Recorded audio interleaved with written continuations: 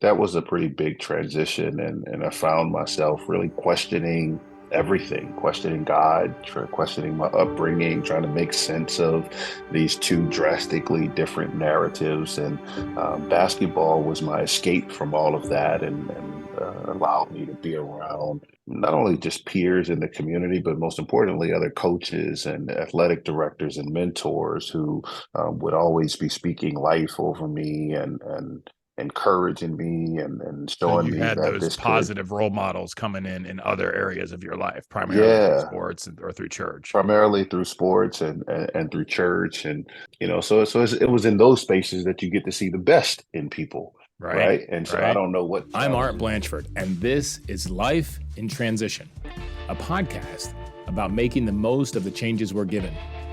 As a married father of 3 teenagers, a longtime global business executive and adventurer, I've been through hundreds of transitions in my life. Many have been difficult, but all have led to a depth and richness I could never have imagined. You'll get to hear all about them on this podcast so that together we can create more love and joy in our lives, no matter what transitions we are going through.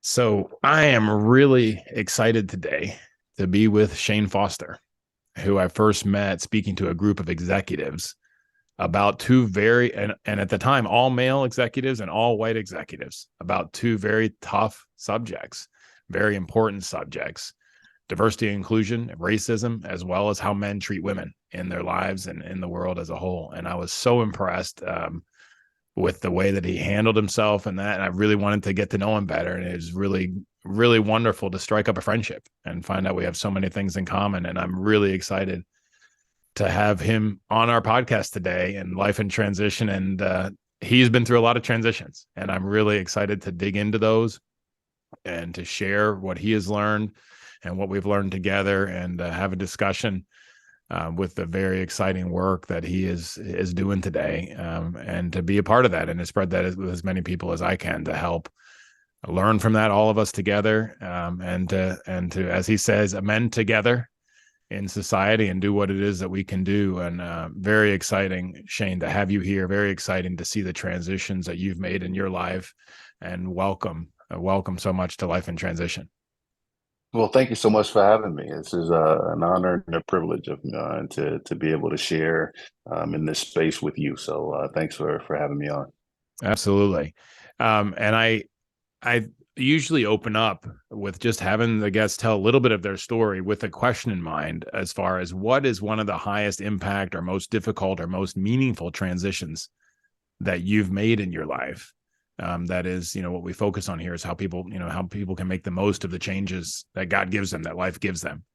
And I know, from reading your book, you've had a lot of transitions, Yeah. and so just maybe to give us a little bit of your background and some of those big transitions. And maybe there's, I have some specific questions also that I've picked up from the book, but how you ended up where you are now and some of the biggest transitions that you've been through, and we'll start there and then see where it goes. Yeah, yeah. Well, the first thing that comes to mind is, the first 6 years of my life living with my grandparents. They were so foundational for me and taught me so much values, morality, the importance of giving back and valuing people. Both my grandmother and grandfather were both servants. My grandfather was a deacon in the church. My grandmother was a missionary in the church. And they served every week, every day. Um, I'll never forget the times where we'd be in the hospital, with people who were dealing with illness and different sickness, and just praying with them, bringing them food, and stopping by people's home just to check on them, say how you doing, just spending time.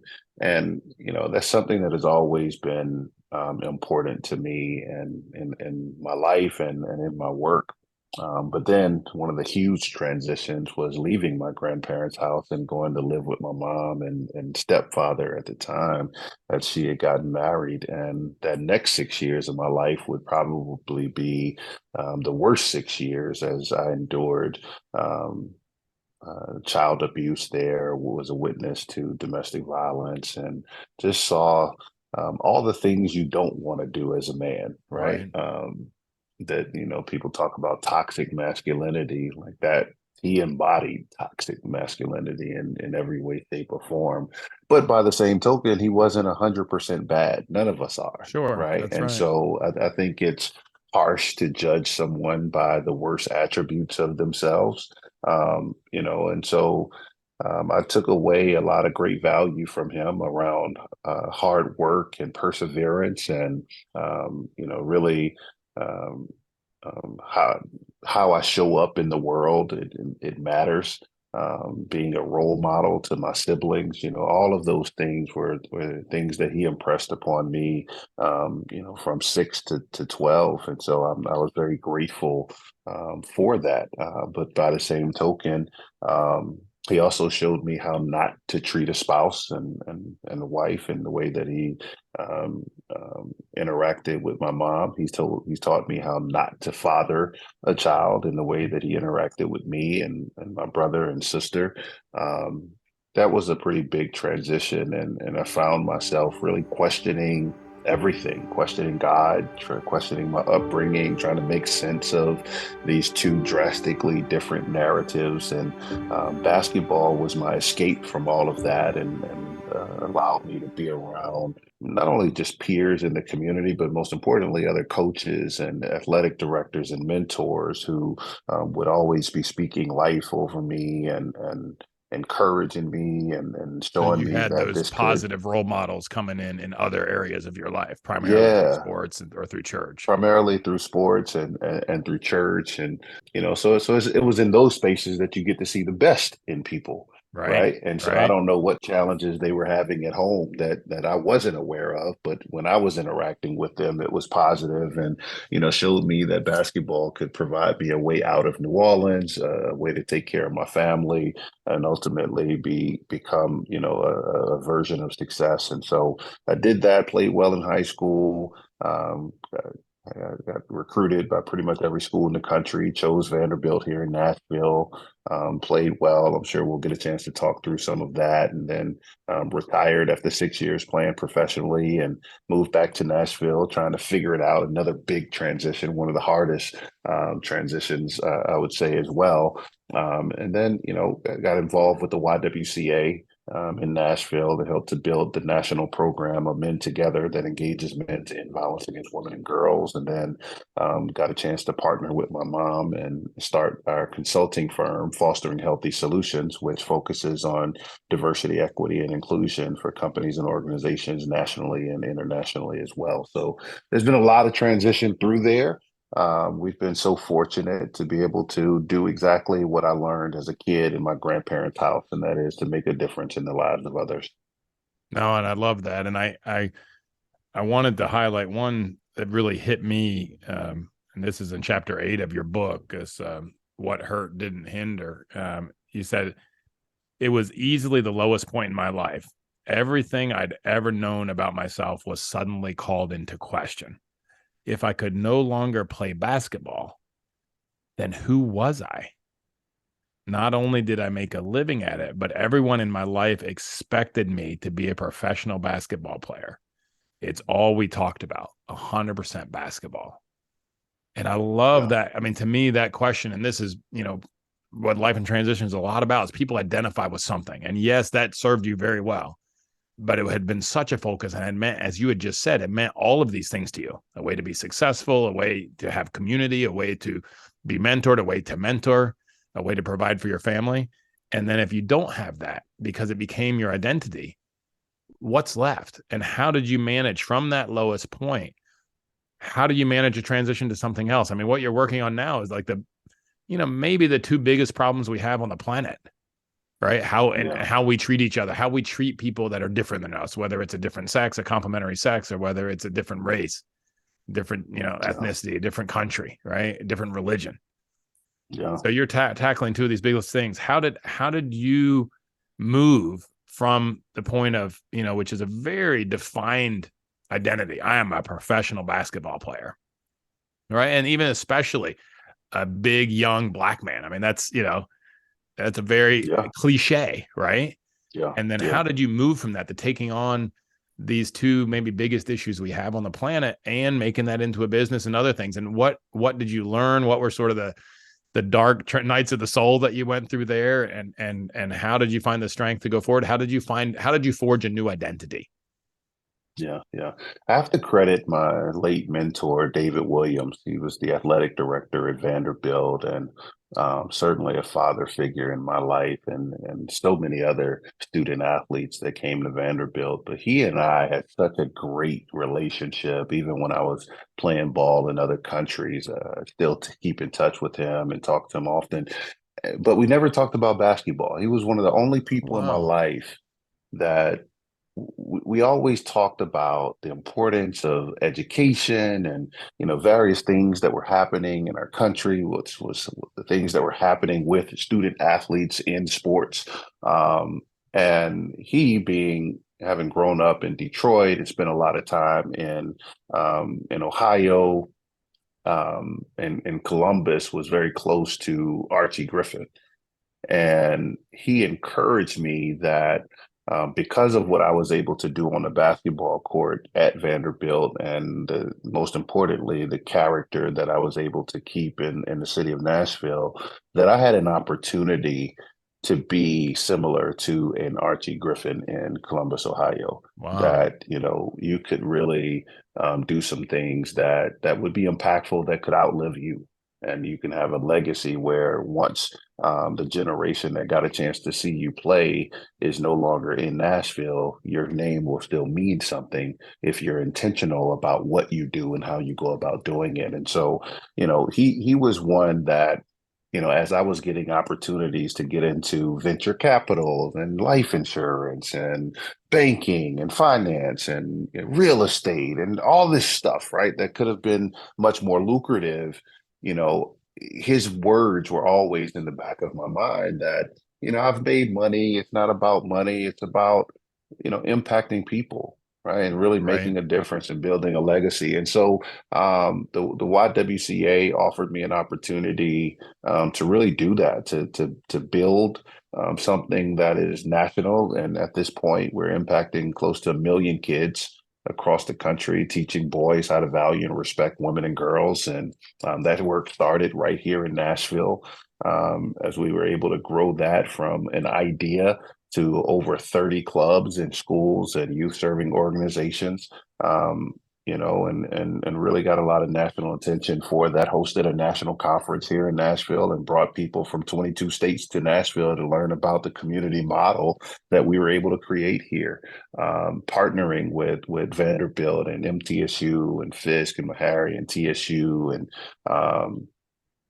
getting a chance to engage with our politicians here in Nashville and community leaders and business community as we did sexual harassment and violence prevention training in all of those spaces, professional sports, collegiate sports. So that gave me an opportunity to touch all of these different spaces in a very positive and meaningful way. Helped to start the charter school, Intrepid College Prep, here, it's 5th through 12th grade charter school, and serve on their board and got to speak at their graduation. It's those kind of things, such that now people will run up to me in the airport and say, not that they remember me from basketball, but thank you for the work that you're doing now. That's Right. changing people's lives, and that's the kind of thing that David was talking about that really made it not necessarily an easy transition for me, but maybe slightly easier than most because I had that encouragement.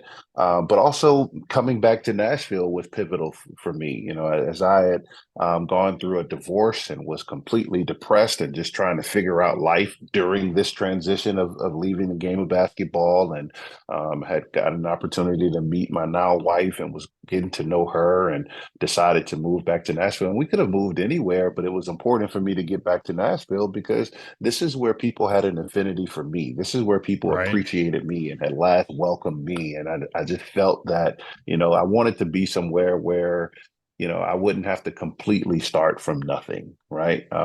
Being that I had built up that network here in Nashville. And so that proved to be a very good decision because I did have support here. People did want to see me be successful and wanted to open doors for me, and so we were able to come back to Nashville and do that. But by no There's means a was it easy. It's the hardest decision I've ever made in my life. Wow. Yeah, to give up that identity. There's a couple things that I want to pull out that have just really struck me about this. First of all, that you had an athletic director. Like his job was sports, except that he knew that it wasn't. That was just the front Yeah, office for growing young men, growing young women, right? And I mean, yeah, obviously, if he's pouring into you about everything other than sports, and he's largely responsible. And I've listened to your podcast as well, and talking with Candace and the story there, and learning about David for the first time. And what an amazing man to be pouring into you in a way that you can give back in something completely other than sports as an athletic director of a yeah. university. That's pretty foresightful and pretty amazing, quite frankly, that he It was doing is. that. It is. And he was one of those individuals that was the most well respected athletic director in the country, but he always made time for me.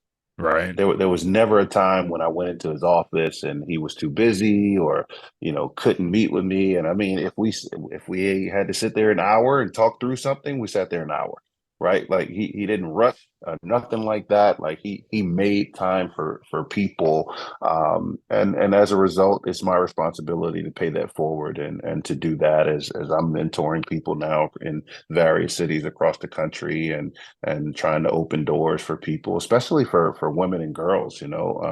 Even corporately, we still have a long way to go when it comes to gender equality, right? And so part of my Absolutely. responsibility is as I walk into doors that are easily open for me because of my basketball career or because of what I've done professionally, or just because it's easier for a man, then it's my responsibility to bring other women and girls along with me. And that's part of the reason why it was so important for me to do this work of diversity, equity, and inclusion with my mom, right? Because there are certain opportunities that I've gotten that have been difficult for my mom to get into just because she's a woman and because she's a Black woman, Right. right? And so being able to see my mom flourish in that way as we help companies across the country with diversity, equity, and inclusion, it's just been amazing. No, I think it's so powerful, and it's a good reminder for all of the listeners. I mean, David had a title on the door, a title on the business card, but God had something else going on with him too that he knew was bigger. And now look from that. I mean, largely from what you're saying, the work that you're doing is largely because of the support of that man outside of your athletic role. And I think that's really Yeah. great. The other thing that was interesting to me is, even as a young man, like when I've been going through this transition recently, I know a lot of people, when they leave their primary career or what they thought defined them, they go through depression, they go through divorce, right? And you were dealing with both of those Hmm. things at the same time as you were making this transition. And Hmm. yet you still managed to come through to doing something worthwhile. And I'm curious about that. Like when you're battling those things, when you've lost your primary identity, that's been your identity, and definitely your identity as becoming a man, at going through the Yeah. coming into manhood as basketball, and then you lost your wife and you're feeling down, you're feeling depressed. What was it? What were some of the things? Obviously this relationship with David. What were some of the other things that helped you with that transition, to help you to move toward doing what you feel is now really your work, to really benefit so many people in these difficult areas? Well, I'll never forget when it was over and said and done with my first wife. I was on the phone with my mom and I was crying and really just pouring out my spirit to her because I just didn't think anybody else would really understand. And I remember my mom, who I thought was going to be just so disappointed in me and all of this kind of stuff. She just loved on me and said, you're not the first person to go through this. You're not going to be the last, and you're going to be a success. Like this doesn't define you. This is a Mm. moment in time in your life, and you will bounce back, and you'll be better for it. But you can't, she said, and then also talking to my pastor, Bishop Joseph Walker in Nashville, being someone who has also, been in church my whole life and, heard all of the sayings around how and the scriptures around God hating divorce and all of that kind of stuff. And even Bishop encouraged me that, this doesn't define you. Like this, God can love you no more today than he loved you before. Right. Right. Like he loves you. Like the Bible says that while we were yet sinners, He died for us, Right. right? Right. Not when we got it all together, not when we figured it out, not when we reached the pinnacle of what we were going to become in life, right? Like while we were sinning, he died for us, right? Right. God can love us no more than he already does, right? And there's nothing that we can do to qualify us for his Right. love. He loves us because he created us, because he's our father, right? And so having that affirmation, in my faith from the two people in my life that mean the most to me, really created a launch pad for me to bounce back from, right? And keeping at the forefront that you want to feel the emotions, you want to go through it, right? Like Absolutely. it's important to deal with that, but you can't set up a tent here. That's right. This is not where you That's stay, right. So right? Like really this it is was like, the faith in people that loved you, and your faith in God, both, and knowing that God yeah, loves you no matter what, no matter how broken or how successful you are or not, in the eyes of the world, that yeah, there's something better for you. And that was really the foundation for which you could stand back up yeah, then. yeah, man. One summer when I was in high school, I just took that summer and I read the whole Bible. Oh, cool. Right, just read it, And just just the whole just thing from the you Old know Testament all the way through the to whole thing, Revelation. Old Testament, New Testament, read the whole Bible, man. And like the revelation that I was receiving as a child, right? Because I'm in high school. I think I was that was summer after my freshman year, and read the whole Bible, man. And it's amazing how now in my life I go through things, and the first thing that pops up in my head is a scripture that is directly related to my situation, right? And being able to go through that and see how God was teaching me various things and putting wisdom into me. And I tell my wife this all the time, like sometimes there are things that come out of my mouth in a speech or in a coaching session or responding to something that's happening in our current culture that I wasn't taught by another person, right? Right. That there hasn't been Right. even a life experience that would give me that knowledge. It's just me walking with God, Right. Just right? God coming and through and you, and and being the a Holy channel for Spirit God. just coming through me,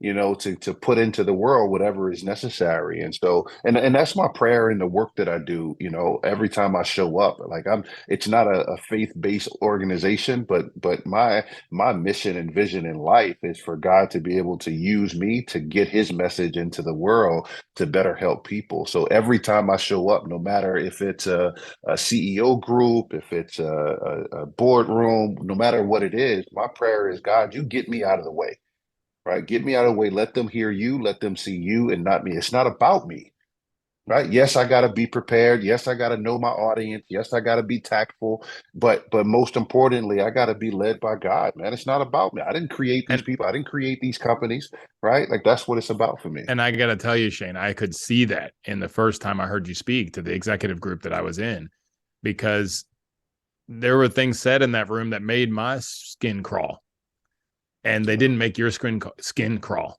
You stayed totally calm, and I can see it now because you were centered in God. You weren't being attached to the outcome. It wasn't about you. You didn't need to get upset about it. You didn't need to be right about it.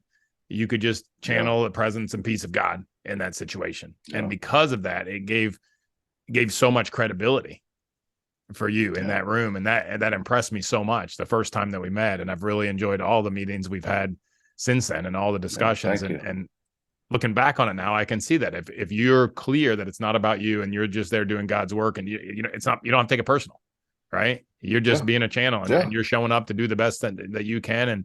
And that's yeah, I can see that now in hindsight from that first yeah. meeting, and see how well that impressed me in the room there.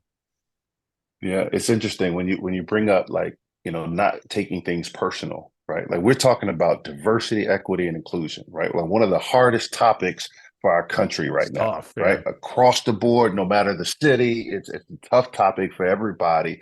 And in that room, things come up, right? Like and the way in which I do this work is so organic that I allow the room to kind of dictate where we go with some of the conversation. So in some, we're talking about slavery, we're talking about Jim Crow, we're talking about redlining, we're talking about the intentional,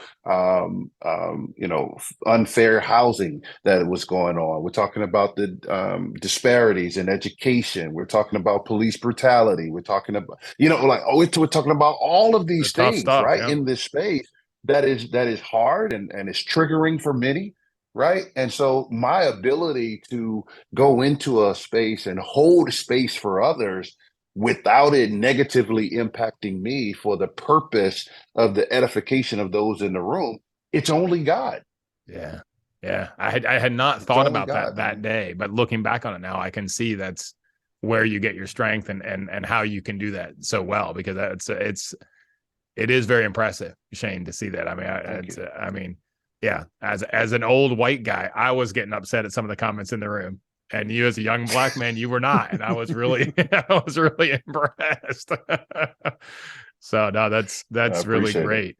That's really great, and I really, as I said even before we started recording, I appreciate your friendship and the help that you've given me as I'm raising kids. I have two sons and a daughter, and trying to pour into them and being aware of how I can make sure that they're treating each other right and expecting the best from people they interact with and so forth. It's very useful, and being there for me as a friend who has been really, really valuable. So I really appreciate that. And I Likewise. know my transition the last couple of years has been very much a spiritual one. I've always been in church, but I never really had that, as the Bible says, constant prayer and seeking the guidance of God for in every situation, And that's what I am Yeah. doing today. And I don't know where it'll take me, but he's Yeah. faithful, and I'm fit and ready to go and have a lot of energy. You have to, even for an old man, and be ready to do something, that makes a difference for people, as you said, and makes it that I can be a Yeah. good channel for his will. Right. Yeah. I have a Absolutely. question, like, this one's a little bit out of the blue, but I'm curious. So you've made a lot of big transitions, and we've talked some of those. And I mean, I think the biggest one, as you wrote in your book, there was, from identity of a basketball player to the identity as a, I don't know how would you sum up, if you were to put in one sentence, like, I was a basketball player and now I am.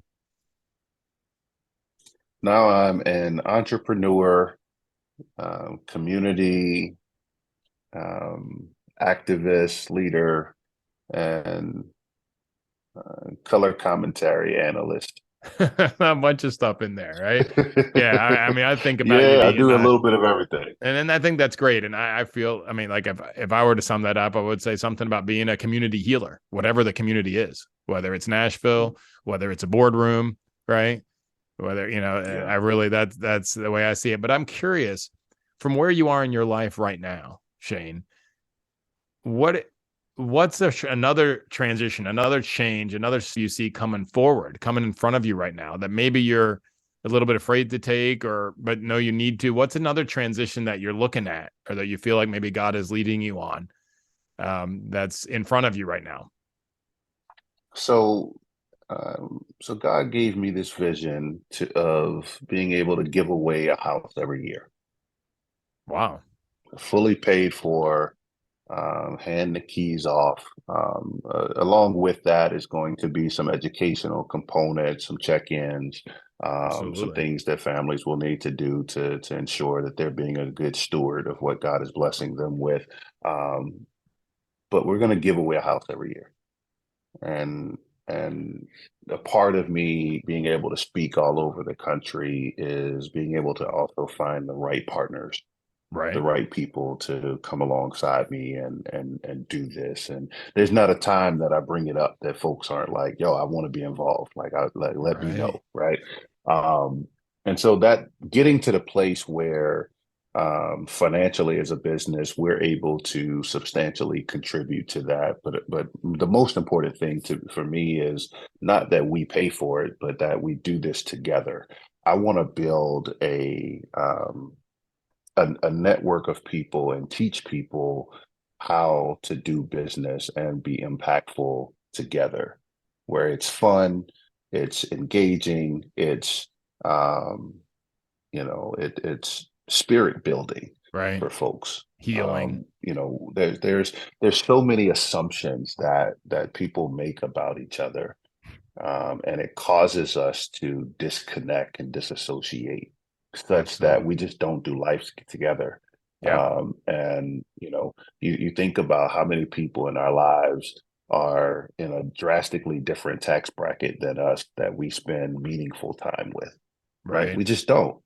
And it's not because we don't have access to, because there's people all over.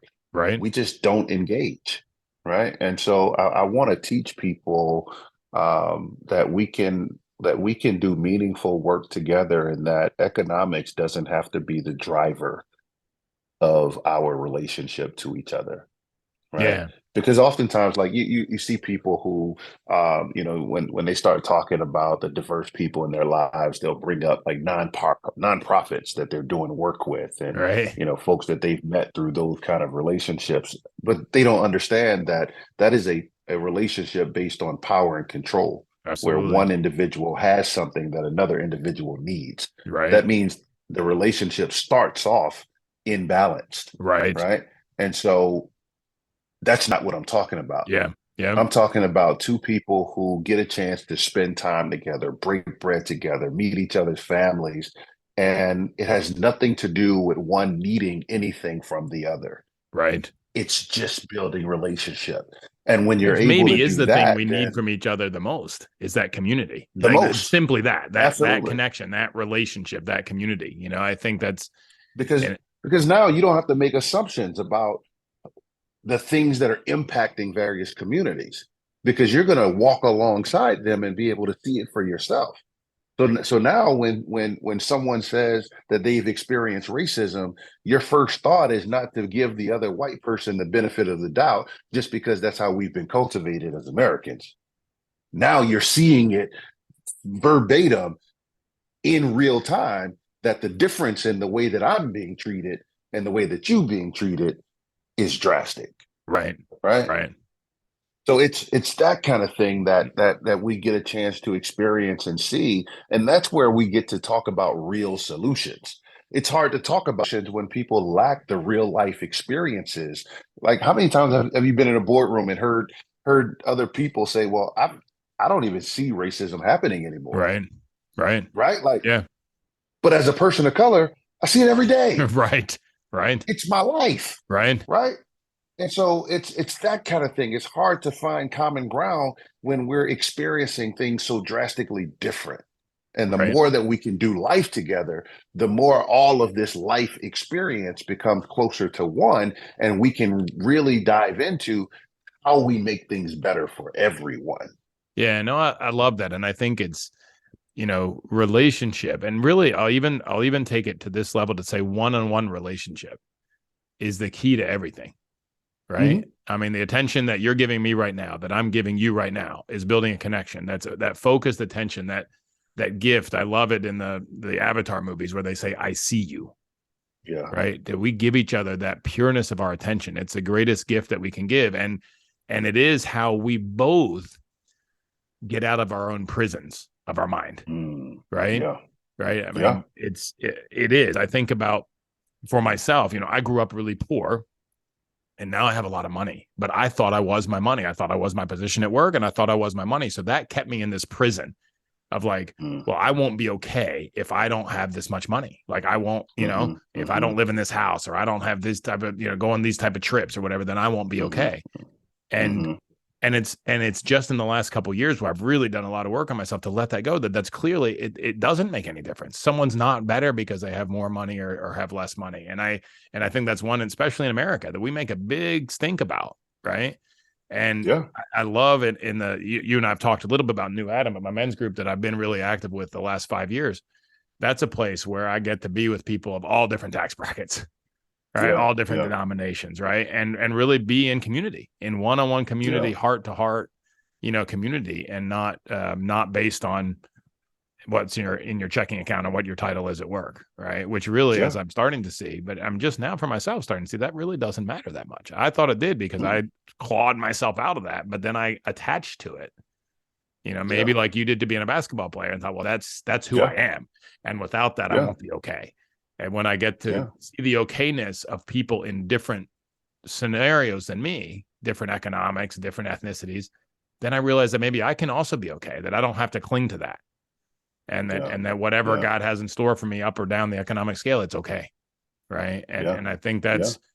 that those one-on-one connections are so important.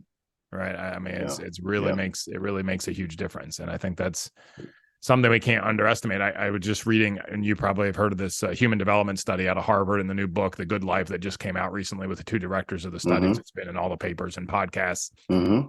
But in there, if there's one takeaway from that book, and there's a lot of takeaways, but if there's one, it's relationships. The quality of your Mm-hmm. life is determined by the quality of your relationships, not how much Yeah. money you make, not anything else, not who you were born, not even if you were born into a stable, good family.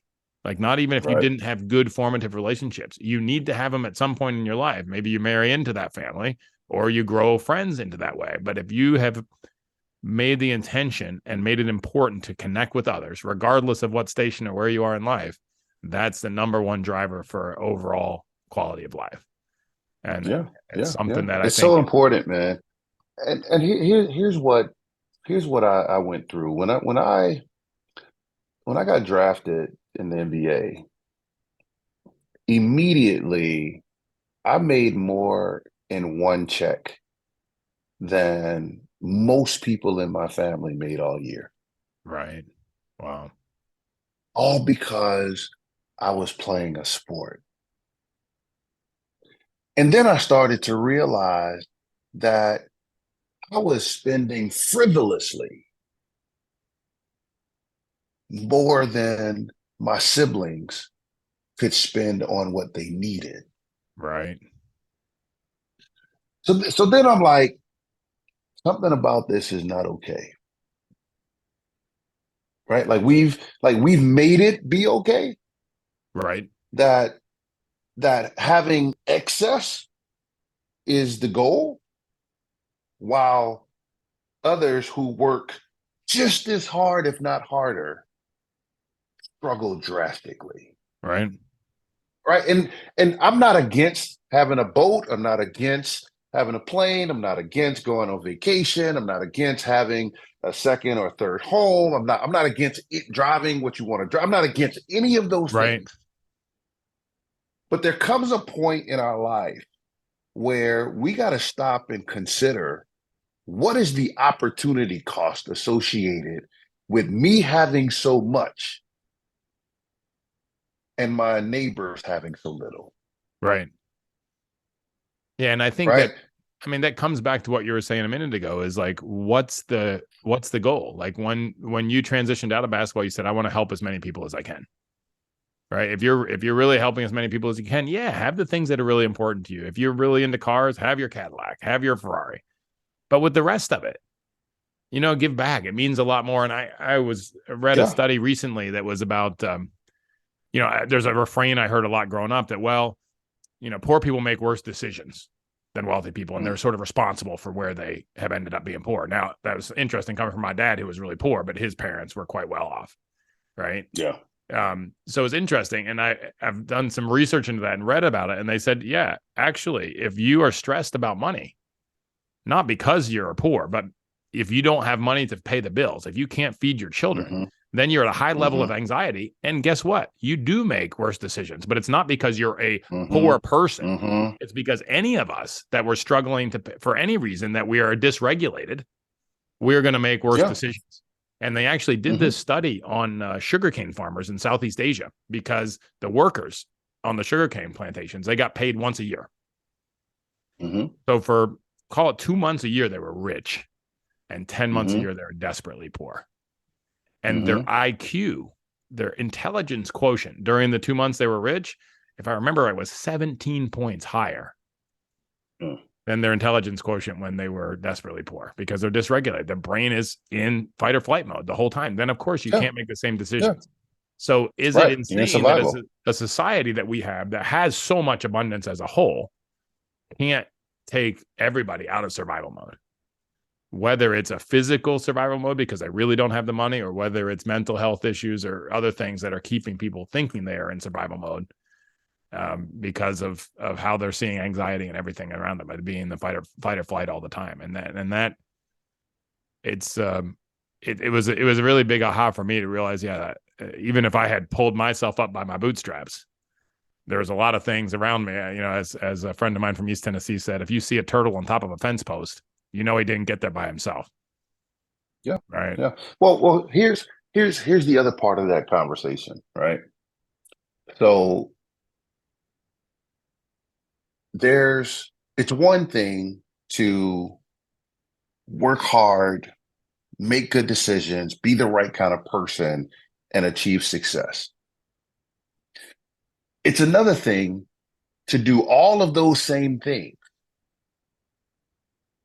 but run into barriers that are intentionally put there to ensure that people who look like and identify or speak like you don't have Can't get access ahead. Yeah. to those levels of success. Yeah. So when you start talking about like, and I know that this is a tough topic for a lot of people, start talking about what privilege is, Yep. right? And you got a lot of folks who say, well, I grew up poor, I grew up without parents, I was homeless and all these kind of things, right? And all of that is true. And people have busted their butts to be where they are. Facts. There's still, for my white brothers and sisters, nothing out there with the sole intention of you as a white person not being successful. Right. Right. Yeah. So all the That's stuff that not I true. did to pull myself up by my bootstraps, if I looked like you, it probably wouldn't have been enough anyhow.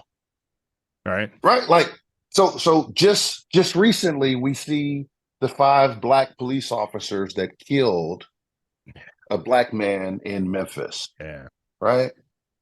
And while we want to say that race had nothing to do with that, have we seen 5 Black police officers kill a white person? Right. And then if we would have seen that, then what would the response from the general public have been the same? Right. Right. Right? Like we got to be honest about those things. So then Absolutely. why is that able? The reason why that's able to exist is because historically, race is not about color. Race is about access to power, systems, services, and goods. It's the whole reason why back long time ago, before any of us and people we know were even here, there was a reason to start classifying people so that we could determine who had access and who didn't. So when you start looking at the makeup of our society and how we act in every space, in business, when we decide that it's okay to have a roster of our employees that looks 80% white and 20% other, then we're contributing to this construct that is race, which is how we determine who has access and Yeah. who doesn't. And I like what you said. It's a construct because that's all that it is. Right. It's a That's all construct. it is. We make up a caste system on some sort of construct and we label it race. And good, well-meaning people unconsciously support this racism construct. Right. You might ask, well, how would I'm not racist. I love people. I don't care about, how people look or how they speak. I just want people who do a good job. Yes, all of that is true. But when you make the decision to hire more people who look like my brother Art than people who look like me, then in society, that looks like the people who have access to go on vacation, to send their kids to private schools, to be home when their kids get off of school from work, right? To contribute to their community, right? The people who have access to the discretionary income to do those things look like the people who we decided to hire. Right. Right. And the people who we said didn't have enough experience, the people who we said just wasn't a good fit, the people who we said just wasn't ready yet, those individuals now don't have access to all of those things. Right. And so the decisions that we all make create the construct. Right. Yeah. When people hear racism, we tend to only want to think about police brutality and the N word and Right. things that are just egregious. But those things have no bearing if not for the majority supporting this construct by Right. the decisions that we make that primarily are economic. Yeah, no, and I think it's interesting how you say too that construct can be contributed to even by people that are of the minority. I remember reading in Nelson Mandela's book how he was shocked and really nervous the first time he got on a plane that had a black pilot. Mm-hmm. I had my first experience last week. First ever. Wow. Yeah. Wow. But he said he was ashamed to admit that he felt insecure because of what he had in his head growing up in apartheid South Africa. Yeah. Would this plane be safe with a black pilot? As a guy that's leading the resistance against apartheid when he was going into exile in another country. And I thought, wow. So it's not we're all afraid to talk about it and we all want to be defensive about it. But the fact is that we're all contributing to the construct in one way or another. And the only way to bring it down is to talk about it. Right. And to recognize that and to have these kind of discussions. So I really applaud you for opening up the space for people to have those discussions. Yeah. It's just like sports. We're either contributing or we're hurting. There's no gray area. There's no in between. We're either supporting the construct or we're being intentional about changing it. But there is no in between. We don't get to just be on autopilot, especially as leaders, right? Especially as people who are in decision-making positions. There is no in between. Even our silence is deadly. So talk a little bit more about that, because I know, I've been around big business for a long time. You've been, I know, talking to a lot of executives the last years, and the conversation you've heard a lot more than I have, but I've heard a few of them too. That's like, well, I'm doing my part. I'm trying to hire, I'm trying to do my DIE. I'm trying to hire people. I can't find the people. I'm not racist. That's a conversation always comes up. Like racist is some sort of like bad word. Well, I'm not racist. I don't hate people that look different than me. I have one friend that looks different than me. This conversation goes. I've heard it I'm sure not as much as you've heard it. I've heard it a lot. Where does that fit in this? You're either contributing to the problem or you're contributing to the solution. Where does that sort of normal conversation fit on that scale to help people be a little bit more granular about it? So it's the same thing that I had to come to grips with about my divorce. And I talk about this in the book. I had to look myself in the mirror and be honest about the fact that while I considered myself to be a good guy and had receipts to prove it, other people considered me to be a good guy. I did not treat my first wife the absolute best that I could have. That where we ended up in divorce, I played a role in that. Absolutely. Yep. And I had to own that. As men, when it comes to domestic violence, 90% of the violence that happens to women and girls is perpetuated by men. We got to own that. Right.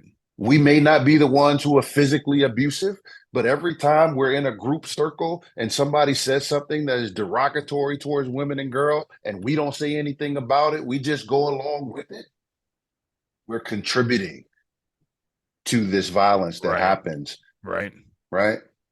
We got to own that. When it comes to racism, when it comes to the inequalities that exist in the workplace, when it comes to the need for diversity, equity, and inclusion in the first place, at some point, my white brothers and sisters have to sit down, look in the mirror, and own the fact that when I had the opportunity to hire, I didn't hire people of color. When I had the opportunity to promote, I didn't promote people of color. When there was opportunity for me to go above and beyond, I settled for the status quo of being able to say, well, I hired one person, I promoted one person. In recruiting, being able to say, well, I tried. I went to one HBCU and it just didn't work out. So I don't know what else to do. Right. In every other challenge that comes up in business, we get brilliant minds around us. We come up with a plan and strategy and we attack it until we win. Right. Why have we settled for the current state of America when it comes to race?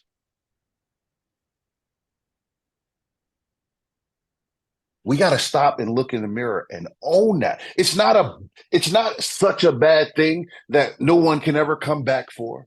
Like nobody's saying if you've not contributed to change in this way, then you got to go spend 20 years in prison. Like that's not what's happening, right? Yet we feel this this weight that the worst thing that can possibly happen is we admit that in some way, shape, or form we've contributed to the inequities that exist between communities in America, right? Yeah. If we could get to a place where we could just be honest and say, you know what, I just haven't always done my part. Why do you feel, hey, Shane, And I'm gonna do better. why do you feel it's so hard for us? Like in other areas of our lives, like I'm in a 12-step recovery program, right? So in that, like Yeah, there, we have no problem to say, hey, I've messed up and I need to make amends. Why is it yeah. in this area around race? Why is it, do you think that we have such a hard time to own that? Why is it that because I hear you and I'm reflecting on it right now for the first time. And I think you're right that we like, I don't know why, but why in your experience, why is it that we have such a hard time owning that? We don't have as hard time owning mistakes we've made raising our kids or mistakes we've made in our marriage or mistakes we've made with addictions or, like other relationships or mistakes we made at work. Like there's like a process, or if we've stolen money from our company or whatever the case is, right? There's like a process where we can say, yeah, I made a mistake. It doesn't define me completely as a human being. I'm going to make amends and then I can move forward, right? I mean, that's what Jesus was all about, right? But why Yeah. is it that we can't do that with race? I never thought about that before, but you So just said that we can't, like we have such a hard yeah, time owning that. Why is that? Why is that different for race and everything else? I can tell you what I've heard from direct testimony, and I can tell you what others have said through research and documentaries that currently exist. One is this notion that owning and admitting those wrongs means that we have to give up what we've earned. Mm, okay, so we have to give up our position of privilege. We have to give up our Right. access. We So have to give up our power. so I'll give you an example. If one inherited millions of dollars in wealth, Right. right, and was able to use that capital to build a thriving business, to admit that the resources used to build that business were directly from slavery, Jim Crow, massacre, right? Is to then have to, in terms of making amends, have to go back and relinquish what you've earned because you didn't necessarily earn that in the most astute way. Or ethical way. Yeah. So there's a fear that if I admit that, it's like, you know, backstabbing, right? Like if I stab somebody in the back in order for me to get where I got, then if I admit that, then I got to go and give up some of what I've earned, right? Like so people feel that pretty heavy, especially with the conversation around reparations. When you go back and you look at data and history and research, you will find that during slavery, it was common practice for slave owners to rape their enslaved. Yeah. It was then put in law that the child produced out of that rape was classified as the same race identity as the mother, such that that child could never reap the benefits associated with the race of their father, Right. i.e., inheritance. Right.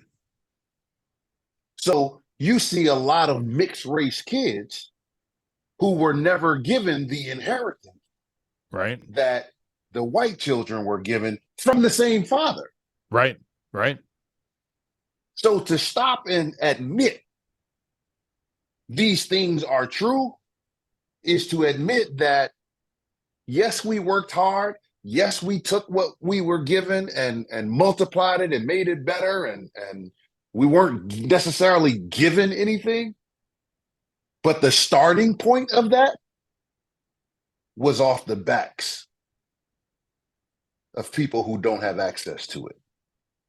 Right. And which I understand. And I'm still wondering, and maybe that is enough on its own, but I'm thinking about, again, I'm just reflecting on the 12-step program, right? And when we admit, we take our inventory, we admit our wrongs to God, to another person, to ourselves, and then we make, pray to become willing to make amends, and then we make amends. And that could even cost us something. Maybe one of the things was that somebody stole from their employer or they didn't file their taxes properly, right? If you're really doing a 12-step work, you're going to go and clean that up, and that's going to cost you something.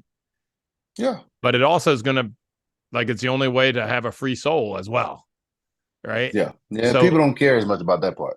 And maybe that's what it is. Maybe they haven't come to their end of the rope. We talk, most people in 12-step, they've come to the end of the rope at some point, right? And they've learned to surrender their life to God. And maybe that's what it is. But it's interesting how in other areas of our lives, we're willing to admit mistakes and try to clean those up. But in this one, it seems like the first reaction is always defensiveness.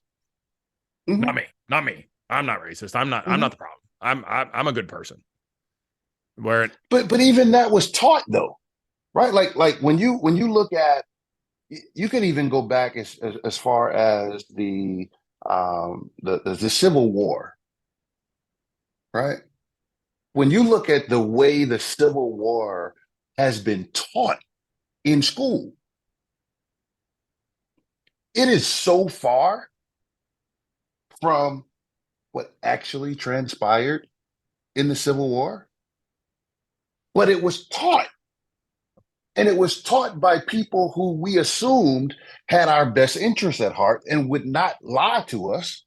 Sure. And so that is deeply ingrained, which is why you have so many people who, when it comes to the Confederate flag, they cling to the idea that the Confederate flag was not about slavery and keeping slaves. It was about states' rights.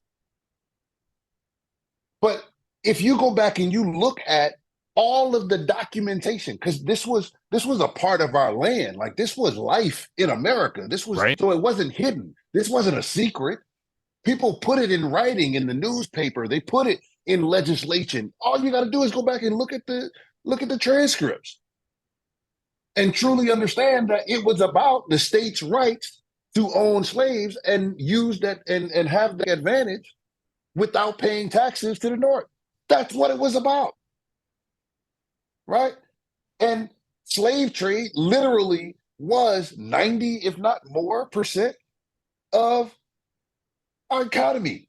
Yeah, no, it's the huge part of the foundation of this country was built on that. I mean, a huge part. Right. And so to disconnect and disassociate success with that sin brings about this need to defend. Well, I wasn't those people. I didn't do that. I didn't benefit from that. And even if I did, I didn't do so knowingly. So why should I have to give up where I'm at now? The other part of this is that, unfortunately, those things that were put in writing and was a part of America for so long are so deeply ingrained into every aspect of American life, that to begin to unravel that means in many aspects, we got to start over. Folks are not willing to start over. No, for sure. For sure. I mean, But by, especially by, by, by no means are we willing to start over. Right. so how do And we so it's hard. so how do we make, especially if you're laying down, they say, oh, well, people have to be willing to start over, which most people aren't going to be. Like if you told me yeah, hey, at 51, you got to go back and, give away everything you have and start over. You got to go back and get a new education and go back and start working again. I'd be like, I would not be excited about that. Right. Yeah. Yeah. So how do we make the transition from where we are, which sounds like what you're saying, sort of in denial, right? We're still sort of in denial about how we got to where we are. And it's better to deny the problem than because of the risks of solving it may be too great. So it's just better to deny the problem even exists. Is that fair to say that's where we are today? Yes. So how do we make the transition to saying, okay, how do we make amends? How do we make, and it's not about, making anybody bad or wrong, but how do we make that transition where we can have a society that really is not a caste system, that really has, because as you said, race is a completely arbitrary thing. I love the picture on National Geographic. I don't know, it was 7-8 years ago, about these twins, British girls that were twins, African parent and an English Anglo parent, both English, but one was African descent, and they were twins and looked completely different. One was white and one was black. And it was a great reminder about how arbitrary this thing is that we've made race. But how do we make the transition from where we are to a society where that really isn't an issue? Like, we're pretending it's not an issue today, but the reality is it is an issue. Well, So I think there's a number of things, and it's too big for any one person or group to handle on their own. To make the whole thing, yes. But what can you, if you could talk to an individual listener, right? Like if you could talk to an individual person, what can I do? If you talk to me for a minute. So I'm a middle-aged white guy, had that privilege, whatever I grew up with. I had that privilege that the doors weren't closed for me. I could walk into any room and get contact with anybody because being male and being white in a country where that's the power. Yeah. What can I do? If you talk to me as one individual, what can I do? Yeah. To help with this transition? What can my individual listeners do? To the guys listening to us today, what can an individual do to help with this transition? Yeah. So individuals who are like you, so I've gotten a chance to spend some time with you, so I know, quite a bit about you. So just use you for an example, right? Sure. So if you decided that you were only going to bank with organizations, with banking institutions that value diversity, not in their words, but in the makeup of their board, in the makeup of their employees and staff and leadership, and in the investments they make in the community. And then 10 other people who are your listeners who are in similar situations did the exact same thing. That day, there would be a huge conversation happening in the banking institutions about changing things. So they wouldn't have a choice. Yeah, no, and I like that. That's great. That's something concrete. Where can I find that information? Like, where can I go? So today I bank primarily with Bank of America. I have no idea. I mean, they all the big corporations in this country, I was in them. I know we all say the right things. We all check the boxes, right? But I have no idea where their heart is and where they really are with that.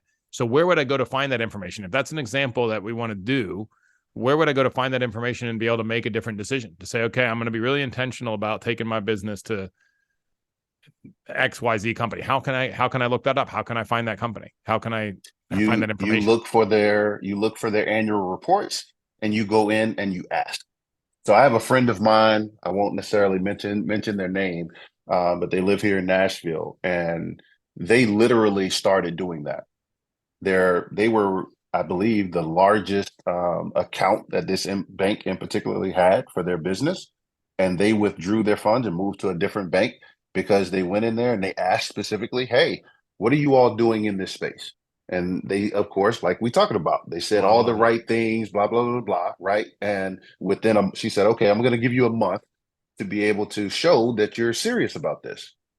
Even introduce them to DEI professionals to come in and help. The bank thought she was bluffing and did nothing. And she took her money out of that bank, And she right? found a bank that So it was doing better in that space. yes, yes. And so it's literally, and some of it, quite honestly, from an information standpoint, some of it you may not necessarily just be able to find it in a Google search. But you being someone who has a substantial amount of capital in a bank can go into the bank and ask questions, and they have to take you seriously. Right. So you got to go ask those questions, right?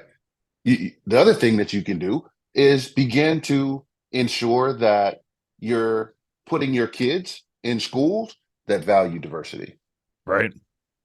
right? Because tuition matters. Right. And collectively, if 10 high profile individuals from any particular private school left the school and said out loud that the reason we're leaving is because we want a more diverse experience for our kids and this school is not providing that, the school would do the same thing the banks would. They would move mountains to ensure that they kept those individuals at that school. Right. That's how change happens from an individual standpoint. So you Right. take that framework and you apply that to the other areas of your life.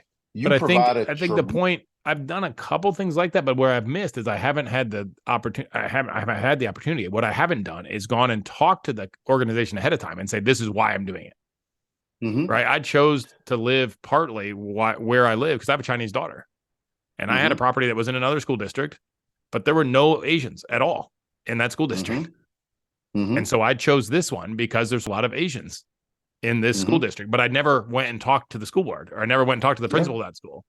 Right. And that part is so important. And this is what I've heard from leaders across the country is that no one is ever holding them accountable. Right. No one's going and having that kind of conversation.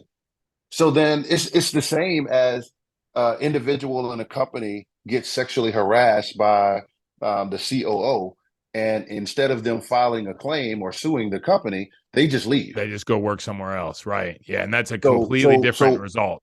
Yeah. but it happens every day. It Absolutely. happens, Absolutely. right?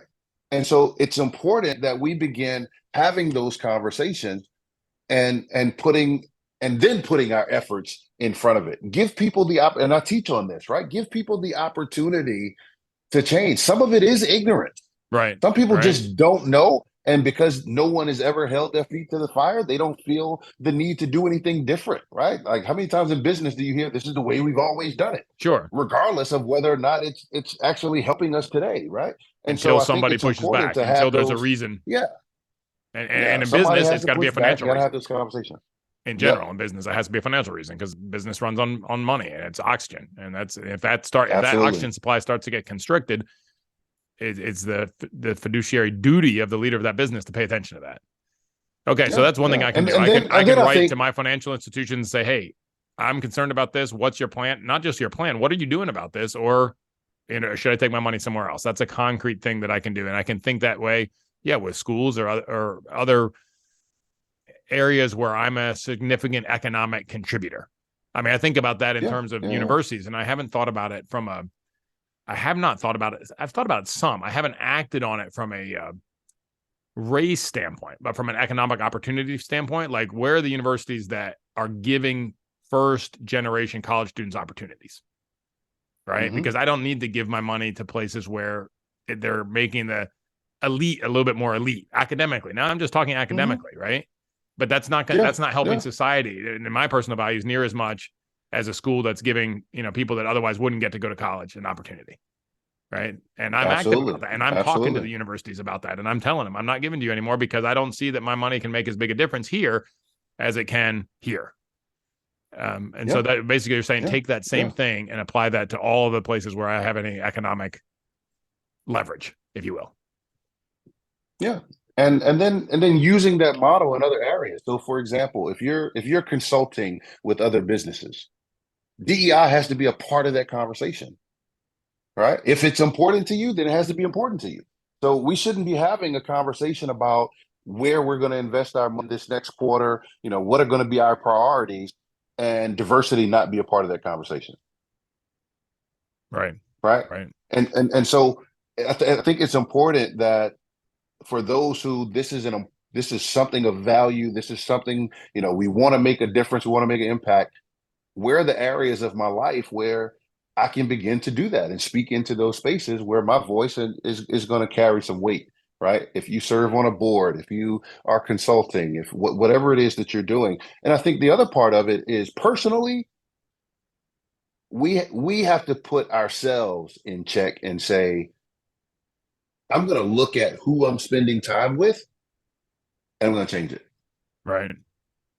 Right. If I'm going to the country club, right, and I'm going to play golf, and I look around and I can count on one hand the people of color I see, I need to go have some conversations with the country club and say, how can we make this more accessible for people?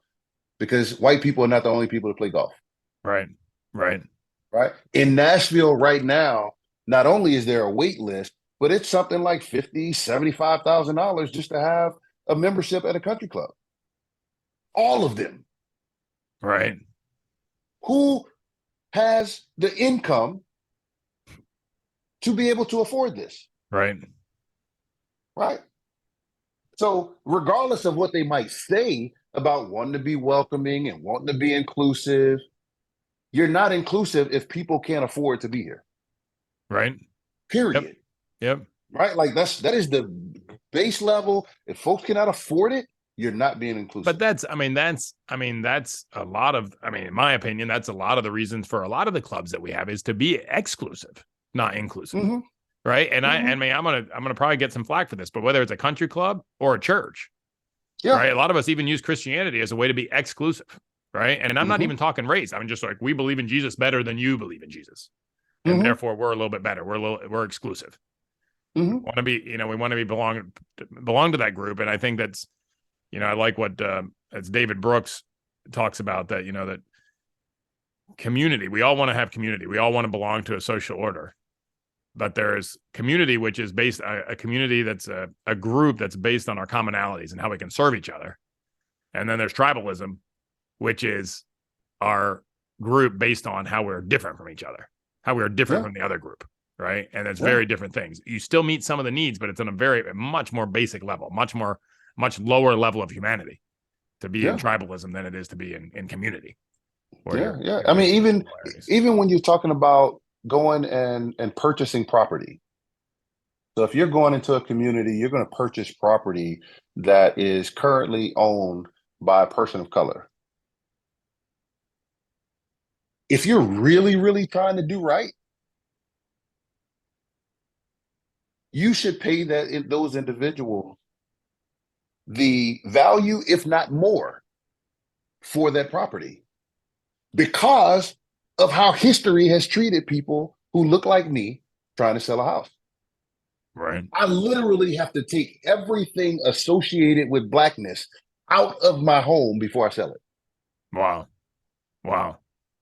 And in many cases, I have to have a white person actually sell the house for me. Oh, as a realtor. Right? Like, in order for me to get anywhere near the value of my house. Like, I was doing, I got asked to be a speaker at this event. And they were talking about how, DEI was such a big part of their focus this year, even to the point that they started to, really patronize Black businesses for their vendors so they get their food from this great restaurant.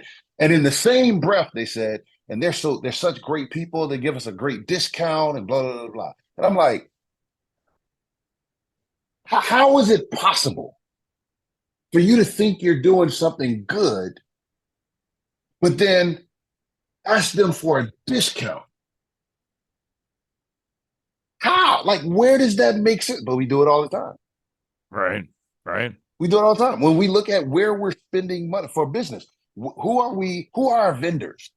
Where we see diversity is not just the people who we're hiring and promoting. That's a big part of it. But where are we spending money? Yeah, no, that was a huge part. And when I've spent most of my career in the automotive industry, and that's a huge part of there's a lot of focus in Detroit with the big three on making sure, and not just at the OEM level, but at the supplier level, to making sure that we, MMBDC, right, a minority business community, that we're really making sure that we're investing and growing those, diverse supply base, because it's such a huge, especially in automotive, it's such a huge part. I mean, 60% of the cost of the car is in the supply base, right? Yeah. Yeah. And it's in our best interest, because it's about humanity, right? It's So at its base, how do we it's get about people to humanity. focus on that, Shane? Because I think that's absolutely right. It's about humanity. And like we all want to see ourselves as good people. We all want Mhm. to, think we're doing something good. And yet when we come to this one, we get defensive. We get stuck on, I'm going to have to give something up, and therefore I don't want to participate.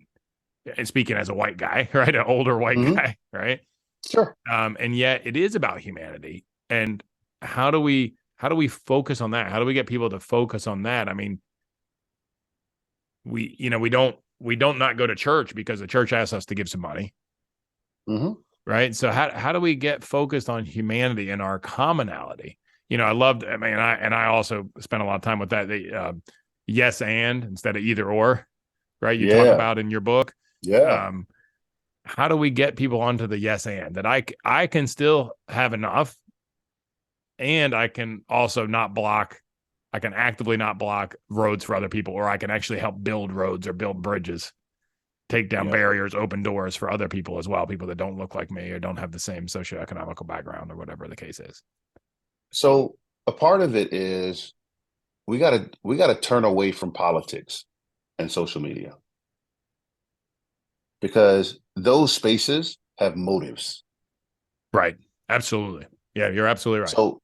So we can't get our information, unfortunately, from those spaces. And what we got to do is our own research. And when you do your own research, what you'll find is that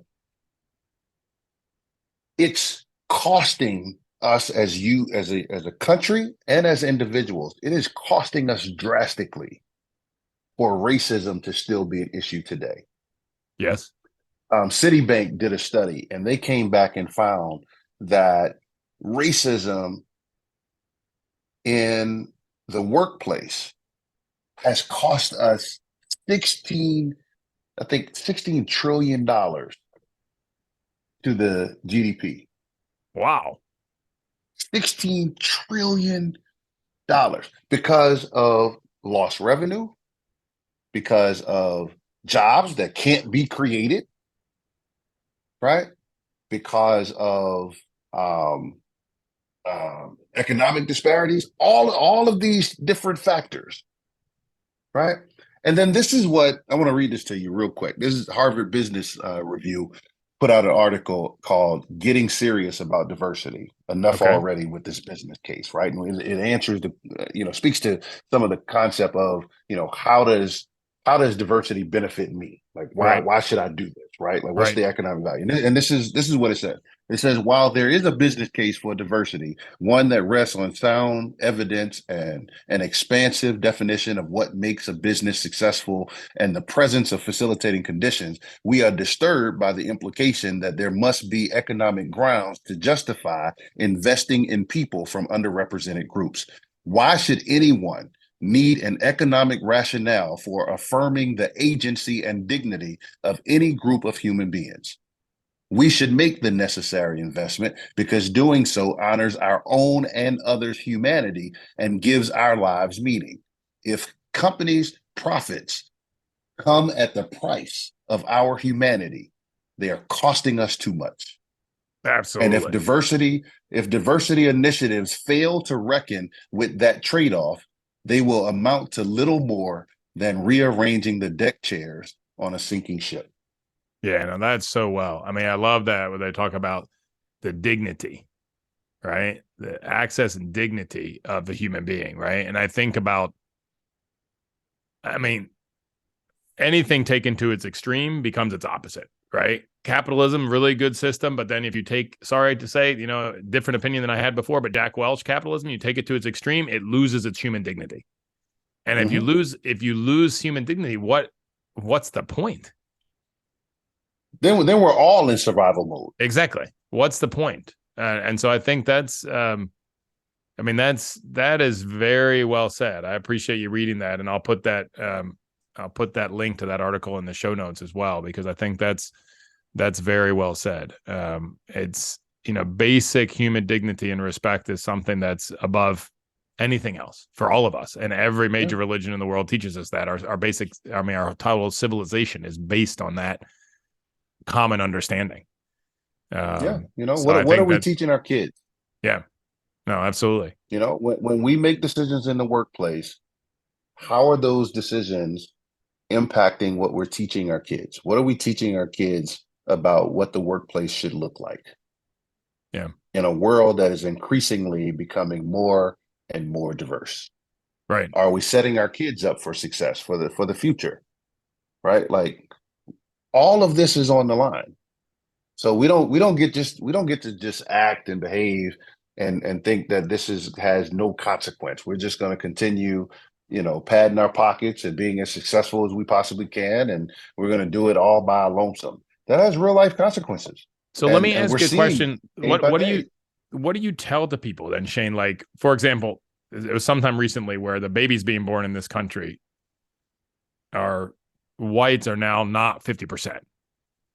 Right. If you put together Asians, Hispanic, and African descent, there's more being born right now. I don't remember when the crossover date was, sometime in the last year or two.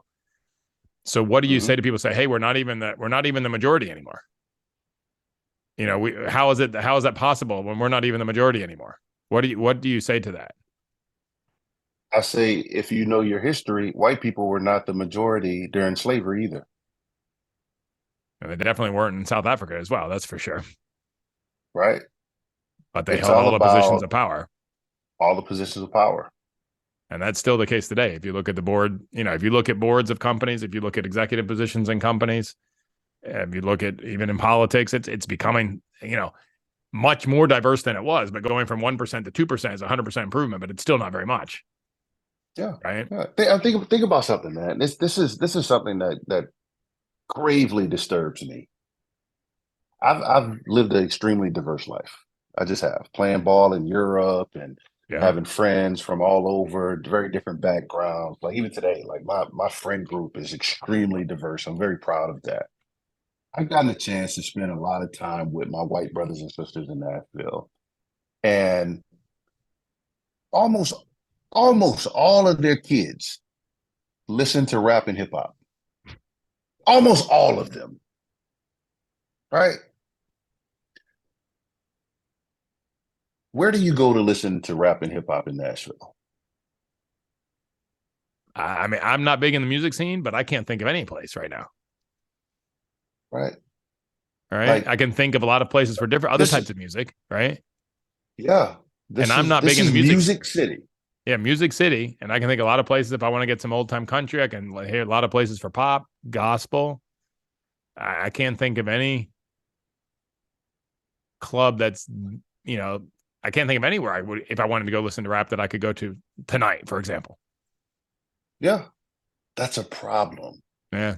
And that's not something people put into a computer system and random names came out for who's going to own property downtown in Nashville. That's decisions that people made, that people signed off on, whatever their motive was. Right. And so if economics continues to be the only driver for the decisions that we make, we will be the deck chairs on that sinking ship. Yeah. Which, of course, nobody would publicly say that economics should be the only decision. In business, some people might argue that, but even that, it goes away very quickly. I mean, that's why, and you see businesses engaged in a lot of good work, but they maybe in this area, they're very much behind or not willing to do so. But I like what you said, that it's about, I mean, if there's actions we can take as businesses or as individuals that add to the dignity and access of any group of people, we should do that. And we have to get over our own fear of not being enough, not having enough, what's going to happen to us if we do that, for those of us that look like me. right? Because it's simply Yeah. the right thing to do. Listen, if the Justice Department and Police Department were to be honest in their data, you would see that folks who do well economically commit much fewer crimes, For sure. much fewer For sure. from every background. For sure. If nothing else, that should be incentive enough Right. to ensure that we're doing our part for every community to have access to high paying jobs such that they can take care of their families without being in survival mode. Yeah, absolutely. Absolutely. Survival mode does not benefit Yes. any of us, right? I mean, that's the mental health Yeah. crisis we're having today, is because a lot of us that Yeah. are not like myself, I was not in survival mode, but I put myself in my own thinking, even without being in financial survival mode, but in my own thinking, I put myself in that mode and stress myself out, right? And that's a Yeah. big part of the mental health Yeah. crisis we have. But if I was actually in survival mode on top of that, that would be a catastrophe, right? Yeah. Yeah. And we have more and more people committing suicide. Listen, Daryl Freeman. Yeah, I know. I don't know if you know him, knew I him. didn't know him personally, but Great I know business who he is, leader. and I've been, I'm been around Nashville business scene enough to know who he is. Right? Yeah.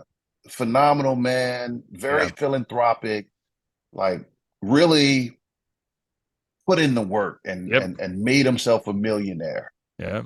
and gave so much. Yes.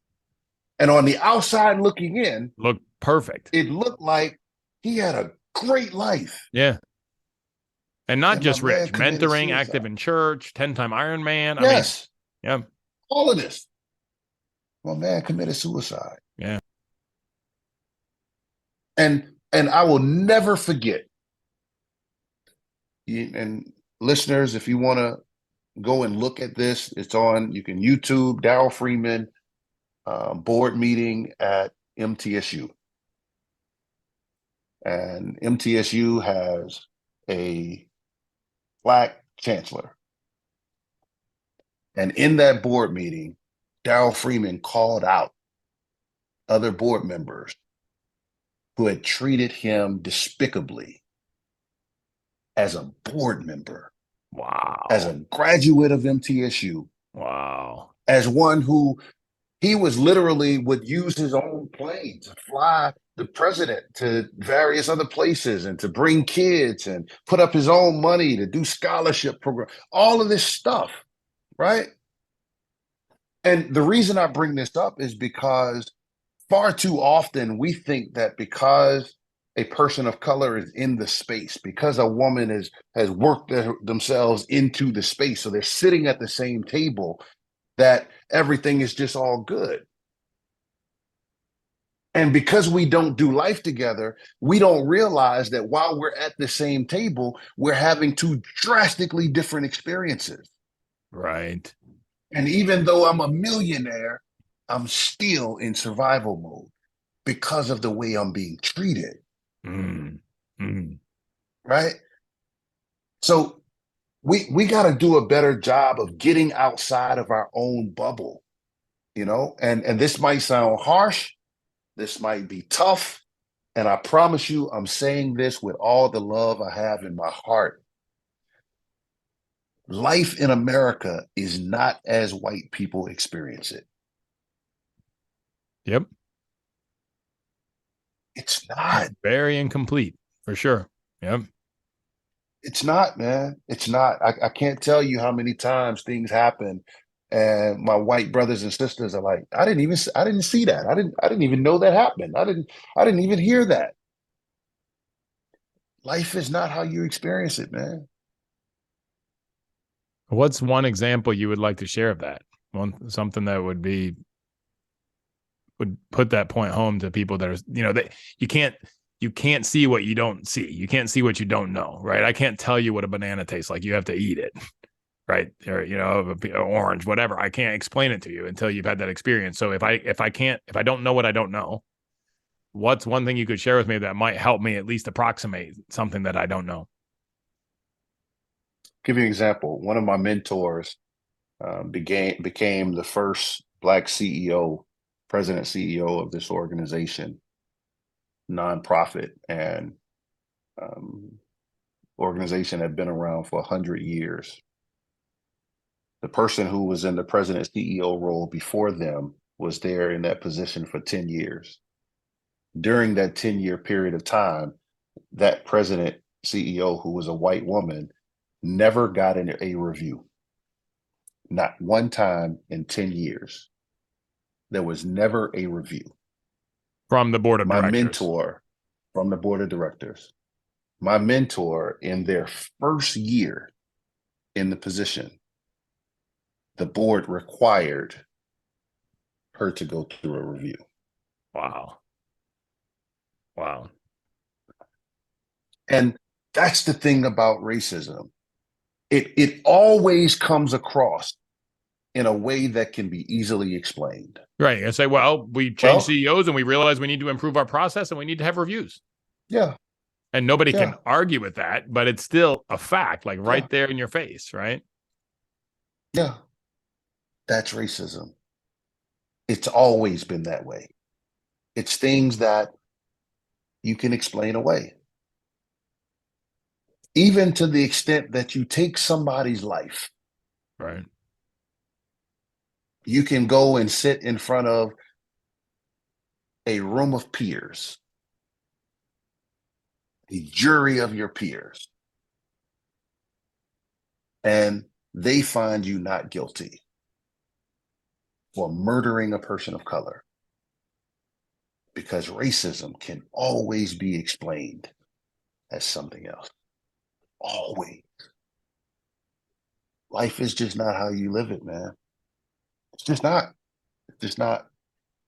That's interesting. I mean, I have these conversations a lot with other guys that look like me. And then there's a lot of people that are interested. There's a lot of people that say, hey, the status quo is fine. You know, everybody's fine. Everybody's treated fairly. My life is good. And I ask them this one question because it's one that's so easy to connect to. I said, have you ever been afraid when you get pulled over by a police officer? You're like, well, no, why should I be? I'm respectful and I, keep my hands in sight and all these right answers. And I say, yeah, but you never are afraid. And imagine if you had different skin in this country, you would be afraid of that. And just that, I mean, like you said, just that by itself is a different life. I mean, it's a different life. You know how many times I pass a Brentwood cop going 5 or 10 over the speed limit? I don't ever think about it. Right? Yeah. I want to add to your toolbox. Please. That's a great question. I'd love for you to also add, have you ever been afraid going to work?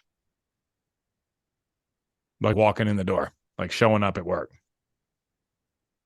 So the same conversation, the talk that Black people give to their kids about working with the police, interactions with the police, is the exact same conversation that we have in the Black community about going to work in predominantly white offices. Mm. The exact same conversation. Mm. The Mm. the But then I think safety, about that. Like, if that is true at work and it's true driving, where isn't it true? And then we talked about this living in survival mode. Like, even if you are a Harvard professor that's worth $100 million, it'd be very easy to feel like you're in survival mode all the time if you have that fear, that current running through you in any situation or in yeah. many And situations. you get a lot of people who will say, well, if you go out looking for it, then you're going to find it, right? Like I can't. If I had a dollar, I'd be rich if I had a dollar for every time I've heard that comment, right? If you go looking for it, of course you're going to find it. Why is it acceptable for me to find racism? All right. Yeah, you wouldn't Why say why is it it's acceptable, acceptable to find sexism. You wouldn't say it's acceptable to find murder. You wouldn't say it's acceptable to find, you know. right? Why is it acceptable for me to be in the office and because somebody just doesn't like what I'm wearing, all of a sudden my job is on the line? All right. Why is it acceptable for because I'm applying for a position that I have all of the prerequisites for, but I haven't worked in that specific industry. So they say, well, the other person I'm giving a job to is a better fit because they have more experience in the industry. But then you go look at the industry, and the industry has been predominantly all white. Where are people going to get the experience? Right. Why is that acceptable? Yeah. And even when they have the same experience, I mean, you remember that article I sent you from the Wall Street Journal, I don't know, some months Yeah, ago, right? There was a very detailed study showing that even when they have the same experience, yeah, they get yeah, passed over yeah, for loose things like, well, I'm not sure how they would do with the customers or yeah, something like that. yeah. Right. Why is it acceptable for black women to have their clothes policed by white men in the workplace because of the shape of their bodies? Like, why is that acceptable? Right. If you go looking for it, you'll find it. Why is that Right. acceptable? Yeah. How does that make it right? If you go looking for it and you'll find it, then we need to root it out. Well, and I teach on this, we've deeply confused what has been acceptable with what's right. Right. What's normal versus what's right. And who decides what's acceptable? The people with the power. Right. Racism is not about color of skin. It's about access to power, access to resources, access to services, access to goods. It's not about the N word and police brutality and all this overt stuff. It's not even about microaggressions. It's literally about access and institutions that are upholding the construct that limits access put themselves in the category of potentially being racist institutions. Mm-hmm. Mm-hmm. That's not their intention. Right. That's Right. not what they want to do. If you go and ask them, that's not. And some organizations even have DEI practices, Sure. and they still are operating in a way that support this construct. That's racism. It's the construct that limits access. It's why 5 black officers can kill a black man in broad daylight with the expectation of I was just doing my job. Right. Because of the construct, It's because of because the of the structure, because construct, of, yeah. Yeah. right? Like, and to be more specific by that is the construct of America has never been intentional about black people being fully protected by the law. That's what I mean. Yeah. Fully protected and fully given the fully participating, giving access to all the Yeah, same things as somebody that doesn't look the same as they do. yeah, Yeah. yeah. That's why you see even today, and folks that got video cameras on their phones now, so they're starting to pull out their phones. But that's why when a person who identifies as white has gotten uncomfortable, the first thing that comes out of their mouth has been, "I'm going to call the police." Not that a crime was committed, Right. I'm but just uncomfortable. I have access to something that you don't, that is Right. going to protect me. Right. And I recognize they're not here to protect you, they're here to protect me. So I can just call the police. I'll never forget this as long as I live. We was doing a camp for a Men Together at a school here in Nashville. And so we had all these boys, some in middle school, some in high school, and these girls walked by, these young white girls walked by, and they were going somewhere completely unrelated. We were off doing our own thing, and the boys looked in their direction, and one of the girls says, "If you say something to me, I'm going to cry rape." Holy cow.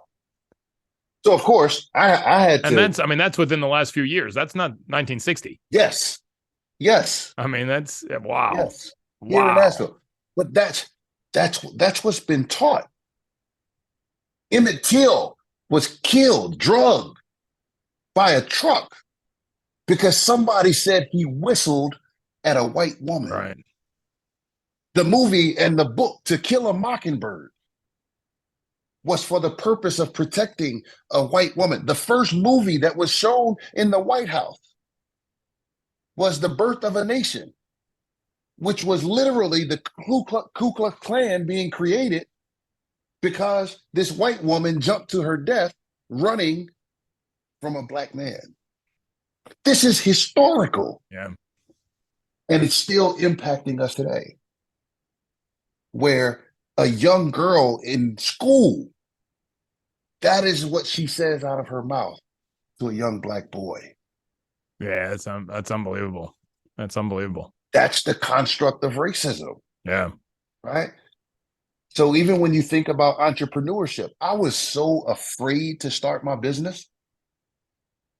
I was so afraid. I had so many people from different cities across the country like, Shane, you should be really doing your own thing. Like you can do this.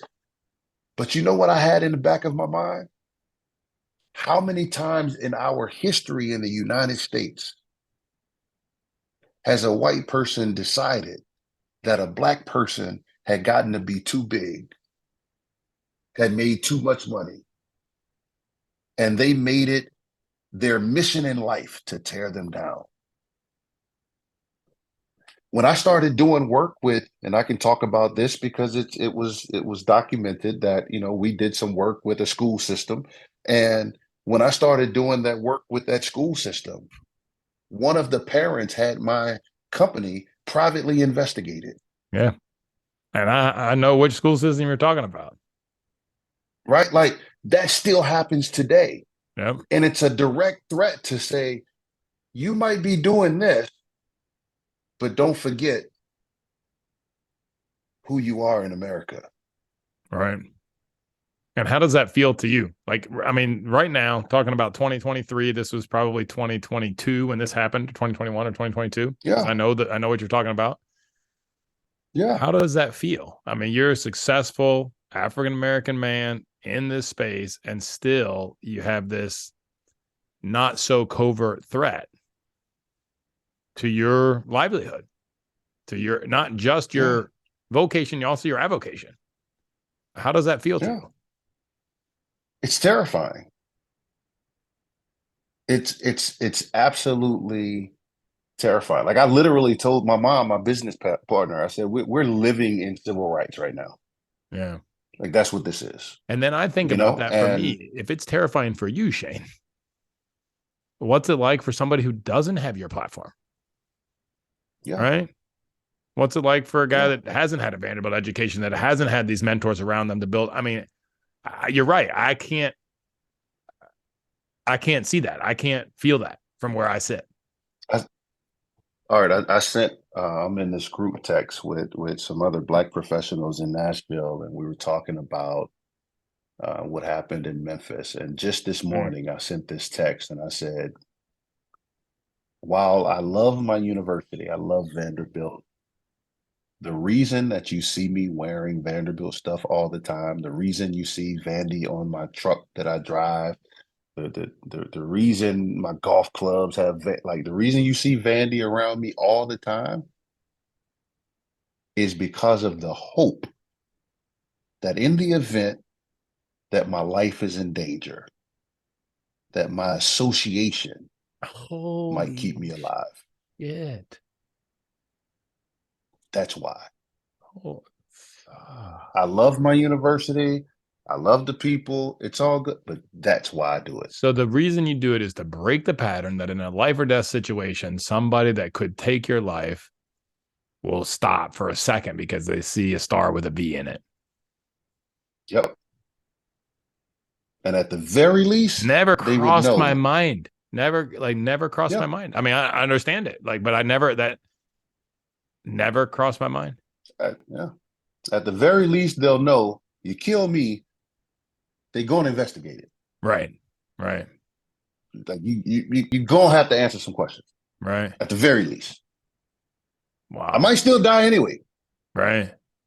But at the very least, that's my hope. Wow. Dude, like getting pulled over and immediately my wife breaks into tears. Yeah. Like that's an experience that you can't talk like. And even in Nashville, where I've done all this great stuff, man. Like my wife talked about how fans who love on me and Right. take pictures, and I've done stuff with their kids, but then they run into her and don't know she's my wife, and they treat her the way America treats black women, Right. Right. which is why my wife wants to leave Nashville. Mm, But I am deathly afraid of living somewhere where I can't have the hope that by association we might be okay. mm. And this comes back to what you said earlier about the as a white man, I can't see what it's like for life in America as someone other than a white man because I don't experience that. I don't think about that. I don't. It never. I mean, I might have thought, oh, maybe I should put I contributed to the state police fund on my bumper sticker so my ticket gets reduced if I get pulled over. But I never thought about it from a personal safety perspective. It would never cross my mind. Yeah, It never has yeah, crossed my mind. And I can say for, yeah, for most people that I hang out with, it would never cross their mind. All right. yeah.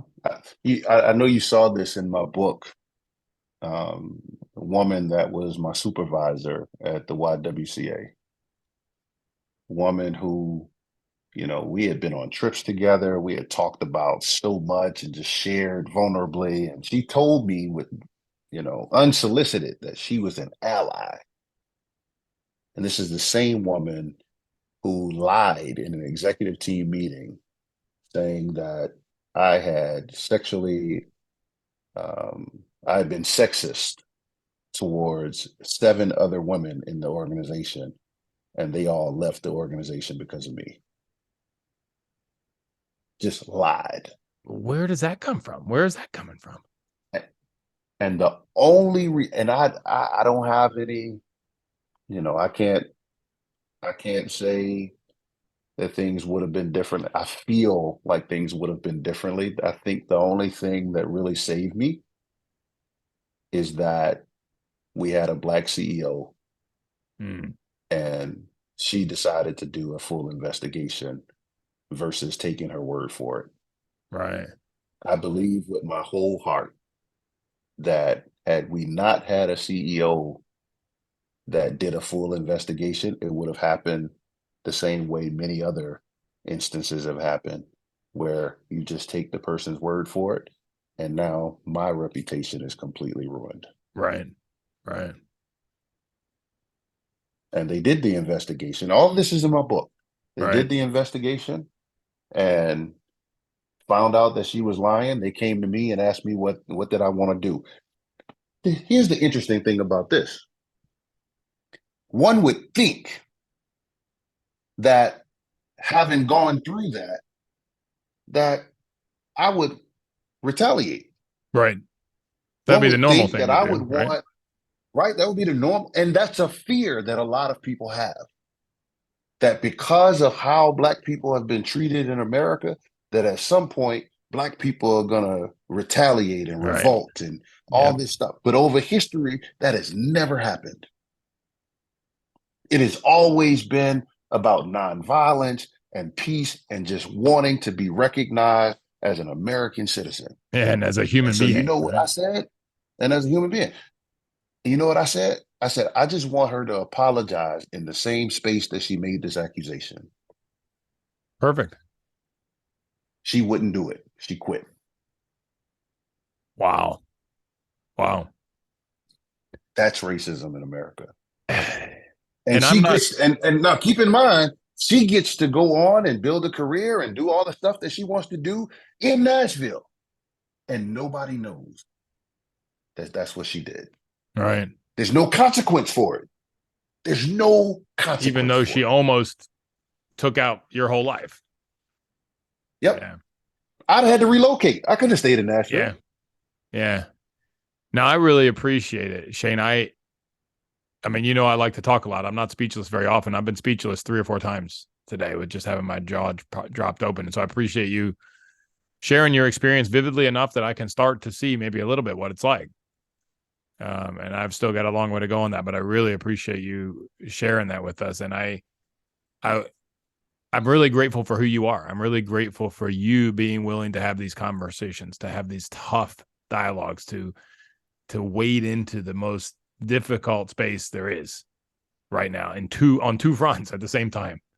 With what does it mean to be a minority? How do we solve racism? And how do we also treat our women and girls right in society, which is, the whole Me Too movement is about. And it's two things that are super important. And I think we don't come farther as society, and we don't evolve toward the way God intended us to be without solving those issues, right? Without looking in the mirror and solving those issues. So I appreciate you, opening my eyes some, and I hope that's done the same for all of our listeners. I'm wondering if you could give two takeaways to our listeners from our conversation, from your perspective. One is about how to manage transition well with all the transitions that you've been through. Maybe the one when we first talked to you, if there's one tool that you would give, and then one challenge. Normally I ask for two tools, but I'm going to say one challenge that you would give to our listeners, to me and to our listeners, as far as, and you talked about the one with the bank, and maybe that's the one, but maybe there's something else. One challenge, because 3 or 4 is going to be too much. But if somebody really wants to make a difference, if they want to start being the change that they want to see in the world, right? What's the challenge you would give them on that? So one tool for transition, one challenge you would give them for being the change they want to see in the world if they want to make a difference. Yeah. The tool for transition is, I think it's important to, in your life, with your God-given gifts, talents, and your passion. When it's like playing darts, right? Like if you're going to throw a dart at the dartboard, you would make sure that all of your effort, all of your energy is going in that direction. The same is true when you're going through transitions. It's about alignment. With When who you you can are, make what is sure really your with who God-given you are, ability, with what God's your, put you here to yeah, do, what's your passion, to spend the time to find that, and then to keep your yeah, focus on that with whatever bumps are that's coming along. that's the most important thing. And as things come your way, that's the prism by which you judge whether or not that's something you should be doing. Right. Whether it's philanthropically, whether it's business, whether it's a friendship, is this in alignment with my gifts, with my passion, Right. with my God-given abilities? And then in terms of our challenge for tonight, um, you know, the Bible says, trust in the Lord with all your heart and lean not to your own understanding, but in all your ways acknowledge him, and he will direct our path. In order for us to truly turn our desire, our passion for change and being a part of something that's going to outlive us, maybe correcting some things that we've gotten wrong, we got to get ourselves out of the way. If it has to make sense to you in order for you to do it, you'll never do what's right. Mm. Because we haven't done life together. Mm. Life is so drastically different than the way in which we've experienced it in our limitations. So we got to stop leaning on our own understanding. Just because something doesn't resonate doesn't mean you shouldn't do it. Just because something sounds foreign doesn't mean it's not the right thing to do. Just because you don't have an example of somebody else doing it doesn't mean that's not the path God wanted you to be on. It's possible to be doing something that you consider right, but it not be the right thing for you. Lean not to your own understanding, but truly seek God. How would God look at people from different races? Right. How does God look at his children who speak various languages? How does God treat women and women of color? How does God think about those who are transitioning from identifying as male to identifying as female? Those who are trying to figure out and and and changing their how they identify from a gender binary, a gender non-conforming. We're all God's people. That's right. regardless of your understanding. Right. When you can get you out of the way, now you open yourself up to be able to truly see God. And God can love you no more. It's not about perfection. It's about having the right heart. That's why the Bible, when Jesus was talking about the Pharisees, he said literally, they worship me with their lips, but their heart, It's in a different place. their heart is far from me. Yep. So that would be my challenge. Get out of your own way. It's not about what you can understand. It's about what God can do through you. And I'm going to tie it all together with one thought that you're bringing here, because it's not about us. And then you talked about in the beginning, it's about communication and connection. We want to do it together. And I think about what true communication is. True communication is being able to be in connection with somebody where you can see it very close to the way they see it. You're never going to be able to see it exactly. Like you said, that's impossible. But I can tell you what, my understanding of the way you see it is better since this conversation we've had.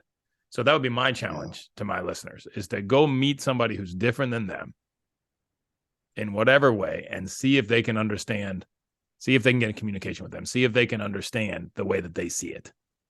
They get themselves and suspend everything that they think the way that it is, and see if I can just see it from your eyes, which I can never do, but I can get a lot closer. And that can broaden my mind and help me to get out of the way, and then maybe be more open to how God can use me in this situation. So Shane, I super appreciate you taking the time, brother. It's always inspiring to be with you. It's always confusing and challenging the way I see things, which is good. That's the first step to learning. A lot of people think those words are bad. Those are good words, because that's a step. All learning comes out of confusion, all of it.